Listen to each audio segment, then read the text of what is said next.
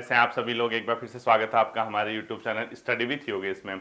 I hope कि आप लोगों का जो तैयारी है आप लोगों की वो सही दिशा में होगी और सही तरीके से आप लोग आगे जा रहे होंगे, क्योंकि बहुत कम समय अब बचा है। यानी 21 सितंबर को जो आपका एग्जाम होना है बच्चों, उसके लिए बहुत आप मान के चलिए, आज की 25 26 आप 20 दिन मान के चलिए मोटा मोटा, ठीक है।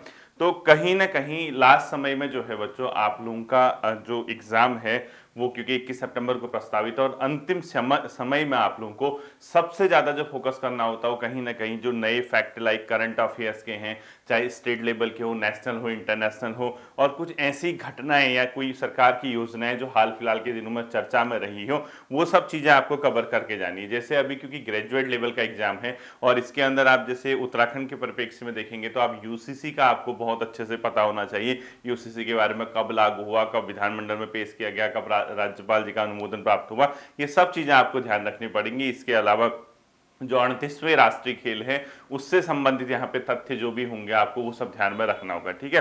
तो इसी को देखते हुए चूंकि बच्चों बहुत लंबे समय से क्लासेस नहीं आ रही हैं, आप लोग जानते भी हैं, एक प्रॉपर रूटीन में नहीं चल पाया हूं मैं, और अब मैं कोशिश करूंगा कि यहाँ से आपकी क्लासें आपको मैं दे पाऊं। और जो नई चीजें होंगी, क्योंकि 21 सितंबर के बाद ही मैं आपको नई चीजें पढ़ाऊंगा, क्योंकि अगर कोई भी नया चीज है, नया पैटर्न हो, अभी देना सही नहीं है। वो इसलिए क्योंकि एक तो एग्जाम नजदीक है, तो एग्जाम में जितना आपने पढ़ा हुआ है वो भी अगर आप डाइजेस्ट करके वहां सही परफॉर्मेंस करके आते हैं तब भी आपका ठीक ठाक काम बन जाता है। क्योंकि पेपर का पैटर्न आप देख रहे होंगे हाल फिलहाल के दिनों में, कहीं ना कहीं एक इस तरीके का पैटर्न बन रहा है, आप लोगों को सोचने पे वो मजबूर करता है। वो एग्जाम में ऐसे क्वेश्चन पूछ रहे हैं कि आप डायरेक्ट, ऐसा नहीं कि पहले का दौर चला गया कि आपने कोई तथ्य पढ़ा और तथ्य पढ़ के आप गोला लगा के आ गए और आपका सही या गलत दो ऑप्शन में। अब ऐसा नहीं रहा। अब क्या है, आप जब भी कोई क्वेश्चन अटेम्प्ट करते हैं तो आपको सोचने के लिए क्या करेगा, मजबूर करेगा आयोग। यानी आपको 2 स्टेटमेंट 3 स्टेटमेंट दे दिए, या स्टेटमेंट को मैचिंग वाला क्वेश्चन दे दिया, तो या कथन और कारण वाले क्वेश्चन दे दिए। यानी हम ये कह सकते हैं कि पहले के समय के जो पेपर थे उसके कंपैरिजन में आज की डेट पे काफी अपने आप का परिवर्तन आया है, ठीक है। और मैं ये भी मानता हूं, क्योंकि जो ये पैटर्न है आयोग का, ये पिछले 2 से 3 साल लगभग हो गए इस पैटर्न को आयोग के द्वारा फॉलो करते हुए। यानी 2021-22 के आसपास से मैंने नोटिस किया, अब लगभग 22 मान के चलिए, वहां से जो एग्जाम हुए 22 के बाद से, यानी 25 अभी चल रहा है, पिछले 2.5 से 3 सालों में जो एग्जाम हुए हैं उसमें आयोग ने अपना पैटर्न बदला हुआ है। यानी पहले के कंपैरिजन, पहले अधिकांश तथ्य जो होते थे बच्चों, जो क्वेश्चन आते थे फैक्ट बेस आते थे, यानी आपका वन लाइनर आता था, आप अटेम्प्ट गए क्वेश्चन सीधे, आपको सोचने का कोई वो ही नहीं था। यानी आपने पढ़ा, अगर आपको लगा कि डायरेक्ट फैक्ट है, मतलब मुझे आता है तो गोल किया, नहीं तो आपने स्किप किया या फिर उसमें आपने गैस किया। लेकिन आज के डेट पे अगर आपको आता भी होगा ना, तो आपको 3 स्टेटमेंट 2 स्टेटमेंट दे दिए, फिर उसका सोचना है, फिर उसका देखना है कि विकल्प में क्या, यानी एलिमिनेशन मेथड कितना बैठ पा रही, उन सब चीजों को आपको देख के क्वेश्चन अटेम्प्ट करना है। तो कहीं ना कहीं जो 100 नंबर का पेपर हुआ करता था वो अब उसमें क्वेश्चन 150 मान के चलिए। अब आप कैसे 150 मान के चलेंगे, क्योंकि पहले क्या था, डायरेक्ट फैक्ट आते थे, अब उसमें स्टेटमेंट भी हैं, आपका समय टाइम टेकिंग भी हो गया। तो कहीं ना कहीं मैं ये मान के चल रहा हूं 2 से 2.5 साल का समय अब हो गया है आयोग के इस पैटर्न को फॉलो करते हुए, तो आपने अब तक इसको अडॉप्ट कर लेना चाहिए। यानी आपने इसके अनुसार अपने आप को अनुकूलित करना चाहिए, यानी आपकी अडेप्टेशन इसके प्रति होनी चाहिए कि हाँ, आपको स्वीकार करना होगा कि अब पैटर्न ये है और मुझे इसी पैटर्न पे आगे बढ़ना है। मैं आपसे अभी भी कह रहा हूं, सिर्फ वन लाइनर पढ़ोगे, one liner one day exam के फैक्ट पढ़ोगे तो मानता हूं कि क्वेश्चन आते हैं वन लाइनर भी, लेकिन 50 नंबर 55 नंबर से ऊपर बढ़ना आपके लिए बहुत मुश्किल हो जाएगा।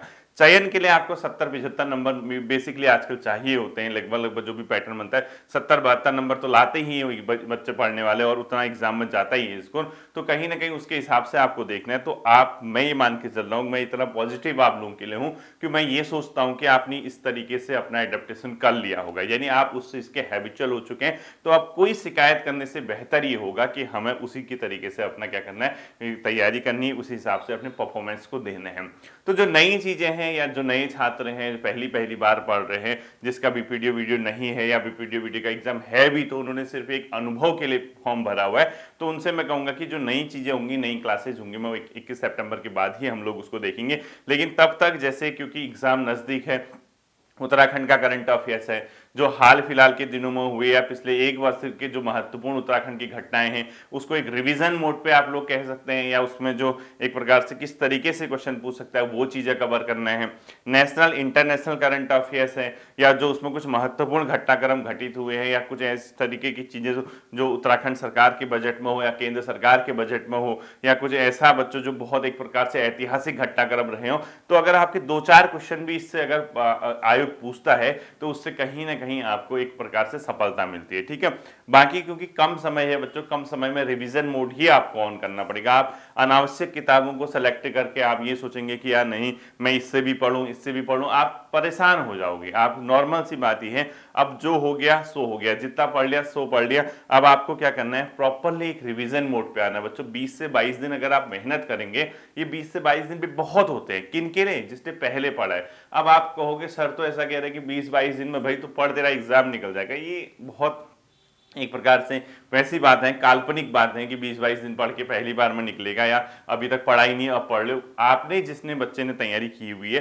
20-22 दिन का मतलब रिवीजन मोड पे आपको आना है। अब आपको अपना मोड जो है चेंज करना पड़ेगा। तो इसके लिए जैसे उत्तराखंड का पैटर्न है 40 नंबर का, बहुत अच्छे से परीक्षावाणी को आपने, नई वाली परीक्षावाणी है या ठीक है नहीं भी है तो मैं जो बेसिक नई परीक्षावाणी में एड ऑन हुआ होगा वो मैं करा दूंगा। जैसे फॉरेस्ट रिपोर्ट आपको सही तरीके से देख के जाना है, फॉरेस्ट रिपोर्ट में जो भी चेंजेज आए वो आपको कवर करना होगा। उसमें कुछ करंट अफेयर्स का पोर्शन जुड़ा है वो चेंज करना होगा। 38वें राष्ट्रीय खेल उसमें ऐड हुए हैं वो कवर करना होगा। तो ये मेन बड़े बड़े टॉपिक हैं। उत्तराखंड सरकार का बजट आपको कवर करना होगा, वो सब चीजें देखनी होंगी। चाहे 7वां आर्थिक सर्वे हो, ये सब चीजें आपको बच्चों क्या करनी है, रिविजन करनी है। अब नया पढ़ने का कोई समय नहीं है, तो जितना भी समय बचा है उसको आपको क्या करना है, यूटिलाइज करना है। अब आप कहोगे सर आप क्या हेल्प कर सकते हो इस टाइम पे। देखो मैं आपको ये करा सकता हूं कि जैसे उत्तराखंड का पोर्शन है उसमें, क्योंकि ट्रेडिशनल उत्तराखंड तो नहीं पढ़ाऊंगा कि मैं उत्तराखंड का भूगोल पढ़ाने के बैठ गया, उत्तराखंड का इतिहास पढ़ाने, वो जितना कराया हुआ है उसको अगर आपने सही से रिवीजन कर दिया तो उसमें भी फायदा होगा। ठीक है, वो आप लोग कीजिए। अगर जिसने उत्तराखंड फाउंडेशन बैच वाला उत्तराखंड किया हुआ है वो आप देख सकते हो। जिसने नहीं किया है फाउंडेशन बैच, अगर आपको क्विक रिवीजन करना है तो उत्तराखंड इतिहास का एक और फोल्डर वहां पे बना हुआ है, जिसने पहले पढ़ा हुआ है उसी को भी अगर आप रिवीजन करके जाओगे, मैं ये नहीं कह रहा कि नए पैटर्न में सारे क्वेश्चन उससे आएंगे। हाँ, अगर 5-8 क्वेश्चन उत्तराखंड इतिहास के पूछता तो 4-5 क्वेश्चन वहां से आपको मिल जाएंगे। ठीक है, क्योंकि पहले क्या है, पहले उसी तरीके से क्वेश्चन पूछता था तो वैसे ही तैयारी कराएगी थी। अब जैसे चूंकि फाउंडेशन बैच है थोड़ा डीप है, उसमें कुछ क्लासेस करानी है अभी, मैं उसको सब 21 सितंबर के बाद ही देख पाऊंगा बच्चों, उससे पहले समय भी नहीं होगा, पढ़ाना सही भी नहीं है क्योंकि आप लोगों का पेपर है आगे। तो मेरा रोल यहाँ पे है आप लोगों के लिए, जैसे उत्तराखंड का पोर्शन है, उत्तराखंड के पिछले 1 साल के जो करंट अफेयर्स हैं, जो महत्वपूर्ण घटनाएं हैं, जो भी आपका हुआ है उसको अगर मैं रिवीजन करा दूं तो आपको कहीं ना कहीं उससे एक बहुत बड़ा क्या हो सकता है बच्चों, फायदा हो सकता है। ठीक है, साथ ही साथ नेशनल इंटरनेशनल जो करंट अफेयर्स है बच्चों, वो वाला जो पोर्शन है उसको भी मैं कोशिश करूंगा कि आपका रिवीजन मैं आपको करा सकूं, ताकि आप वो रिवीजन करने के साथ साथ क्या करेंगे, अपना एक समय भी आपका बच जाएगा। क्योंकि वरना अगर आपको क्या होगा, पिछले 1 साल का पढ़ने लगोगे, ढूंढते रहोगे, कभी कुछ खोला कभी कुछ खोला, तो एक जगह अगर मतलब जो मेन चीजें हैं अगर आपको 20-25 मिनट की वीडियो में सुनने को भी मिल जाए, बिना नोट किए भी अगर आप सुनते भी रहोगे तो उससे कहीं ना कहीं क्या होगा, आपको फायदा होगा। ठीक है, बचे हुए दिनों में आपको रीजनिंग का पोर्शन बच्चों सही से कर लेना, क्योंकि जितने रीजनिंग के टॉपिक दिए हैं आपको, क्योंकि देखो कई बार काम नहीं करता माइंड, यार पढ़े न पढ़े ऐसा होता है, नजदीक एग्जाम है क्या पढ़े होती। तो रीजनिंग का पोर्शन है बच्चों 10 नंबर का है, जिसकी रीजनिंग बहुत ज्यादा अच्छी नहीं है, या जो अपने आप को एवरेज मानता है, थोड़ा सा घर में अगर प्रैक्टिस कर लेगा, 10 में से 5-6-7 क्वेश्चन भी अगर आप रीजनिंग के सही कर लोगे तो आपको इसका फायदा ही होगा, कोई नुकसान नहीं होगा। ठीक है, जिस बच्चे की रीजनिंग अच्छी है वो तो चल ही रहा है, वो तो अपने तरीके से लगे ही हैं, लगे, उनको देखने की जरूरत भी नहीं पड़ती, क्योंकि कई छात्र इसमें ऐसे होते हैं जिन्होंने बैंकिंग एसएससी वगैरह की तैयारी की होती है। ठीक है, तो जहाँ पे एक ऐसा पोर्शन जहाँ रीजनिंग पूछता है, मैथमेटिक्स पूछता है, वो एग्जाम उन्होंने प्रैक्टिस किए होते हैं, तो उनको तो हैबिट है उस चीज की। लेकिन जिसकी कमजोर है, आप तुरंत क्या कीजिए बच्चों, रीजनिंग का पोर्शन प्रैक्टिस में लाइए, हिंदी वाले पोर्शन को सही बनाइए, क्योंकि 3 चीजें सॉरी, कंप्यूटर, हिंदी और रीजनिंग, ये जो 35 नंबर का पोर्शन है आपका जो एग्जाम में पूछता है आयोग, वो मैं मानता हूं कि इन 20 से 25 दिनों में आप सही तरीके से अगर रिवीजन कर जाओगे ना तो आपको एक बहुत बड़ा एडवांटेज मिलेगा। एडवांटेज क्यों? क्योंकि जो 40 नंबर की आपकी उत्तराखंड है, आप उसको कितना भी पढ़ लीजिए, आप पुराने छात्रों या नए छात्रों, जिसने बहुत अच्छा भी पढ़ा होगा, 30 से 32 नंबर, ठीक है, क्योंकि वो आजकल इसी तरीके से पेपर में पैटर्न पूछता है, क्योंकि 7-8 क्वेश्चन तो ऐसे पूछेगा ही पूछेगा जो आपको आपके रीच से बाहर होंगे, ठीक है। और जिसने एवरेज पढ़ा है, जो मतलब मान के चलता है कि वो ऊपर ऊपर ही परीक्षावाणी लेवल तक गया है, उससे ऊपर नहीं गया है, तो 20 नंबर वो भी ले आते हैं, ठीक है। ये ध्यान से सुनना, क्योंकि कुछ क्वेश्चन तो ऐसे होते हैं जो बेसिक होते ही होते हैं, उसमें 20 क्वेश्चन नहीं आएंगे, उसको 20 तो आएंगे ही आएंगे ना।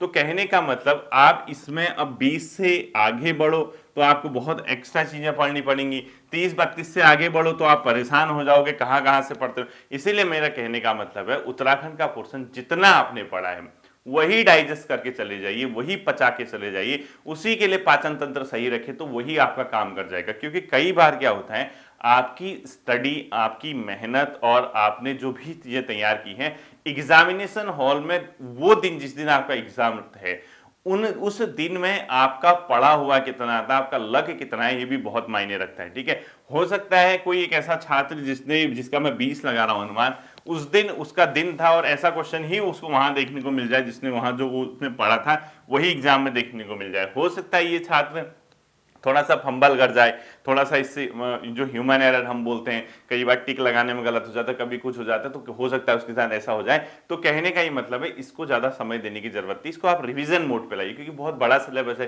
क्या क्या पढ़ोगे। सेम चीज जीएस के साथ भी है। जीएस का मैंने आपसे बार बार बोला है बच्चों, क्योंकि जीएस में इतना सिलेबस है, इतना सिलेबस है, क्वेश्चन आते हैं 25। अब आप बताओ, इस 25 में हिस्ट्री भी है, इस 25 में पॉलिटी भी है, इस 25 में ज्योग्राफी है, इस 25 में वर्ल्ड हिस्ट्री है, इस 25 में इकोनॉमी है, इस 25 में करंट अफेयर्स है। अब आप बताइए, इतना सेक्शन है तो आप देखो, history, polity, geography, economy, world history, current affairs, शायद वर्ल्ड ज्योग्राफी भी है इसमें, मेरे ख्याल से एक क्वेश्चन वर्ल्ड ज्योग्राफी के भी पूछते हैं। इतना सेक्शन है, अब आना कितना है, 25 नंबर का। अब देखो, 1 2 3 4 5 सेक्शन मान के चलिए, तो प्रत्येक सेक्शन को अगर आप 5 नंबर भी देते हो, और 5 नंबर के लिए सोचो, हिस्ट्री में modern history, medieval history and ancient history, geography में world geography, Indian geography, history में Indian history, world history, polity में पूरा इंडियन पॉलिटी है, इंडियन कॉन्स्टिट्यूशन वाला पोर्शन है, तो आप इकोनॉमी देखिए। अब 5 नंबर के लिए क्या पढ़ोगे बताओ, समय देना बर्बादी है, मतलब कोई फायदा नहीं है। आप, मैं यही कह रहा हूं कि जीएस का पोर्शन एक ऐसा पोर्शन है, आपके भाग्य पे डिपेंड करता है कि वो कैसा क्वेश्चन उसने आयोग ने पूछ दिया और आप कितना उस क्वेश्चन के लिए प्रिपेयर्ड थे।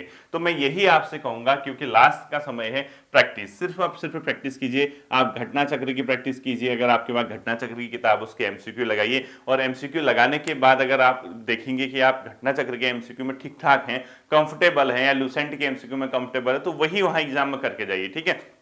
साथ साथ ही ल्यूसेंट की अगर आपकी जीएस वाली किताब है तो उसमें बेसिक बेसिक चीजें पढ़ के जाइए, जैसे इंडियन पॉलिटी पढ़ते हैं आप, फंडामेंटल राइट देख के जाइए, डीपीएसपी देख के जाइए, राष्ट्रपति का इलेक्शन देख के जाइए, उपराष्ट्रपति के बारे में पढ़ के जाइए, प्रधानमंत्री उसकी मंत्रिपरिषद के बारे में पढ़ के जाइए, पार्लियामेंट के बारे में पढ़ के जाइए, संसद, लोकसभा, राज्यसभा, ज्वाइंट सेशन क्या होता है, बजट की प्रक्रिया क्या है, सुप्रीम कोर्ट के बारे में पढ़ के जाइए। इसके अलावा राष्ट्रपति जो है अपने आप में किस तरीके से सलाह ले सकता है, वो आर्टिकल देख के जाइए, कैग के बारे में पढ़ के जाइए, राज्यपाल के बारे में, मुख्यमंत्री और उसकी मंत्रिपरिषद के बारे में पढ़ के जाइए, राज्य हाईकोर्ट के बारे में पढ़ के जाइए। इसके अलावा बच्चों जो भी चीजें हैं, संघ और संघ राज्य क्षेत्र आता है, इसके साथ साथ आपकी पंचायत आते हैं, उनके बारे में पढ़ के जाइए। साथ साथ ही आपकी जो राजभाषा वगैरह सारा चीजें हैं, आपातकाल, राजभाषा, इलेक्शन कमीशन, ये सब चीजें पढ़ के जाइए, वो लूसेंट की किताब से आपको मिल जाएंगे। उसके अलावा प्रैक्टिस कीजिए। इसके अलावा ज्योग्राफी है, जैसे विश्व की प्रमुख जलधाराएं कौन सी हैं, भारत में मिट्टियां, मिट्टियों के प्रकार, किस मिट्टी में कौन सी खेती होती है, भारत की जलवायु कौन सी प्रकार की है, मानसून किस प्रकार से कब आता है, कब इसका निवर्तन होता है, ये सब चीजें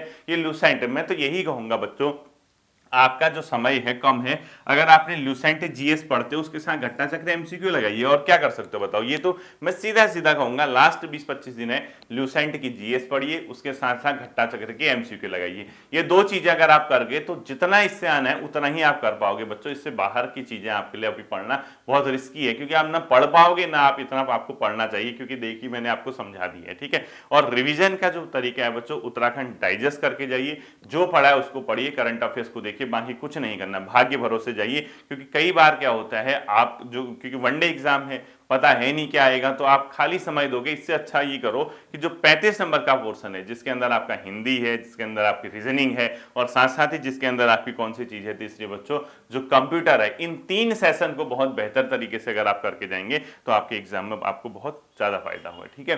कल हम लोग देखेंगे बच्चों करंट अफेयर्स उत्तराखंड वाला जो नया जुड़ा होगा उसको मैं करा दूंगा, ठीक है। फिर मिलते हैं अगले सेशन पर, अपना ध्यान रखिएगा। Thank you.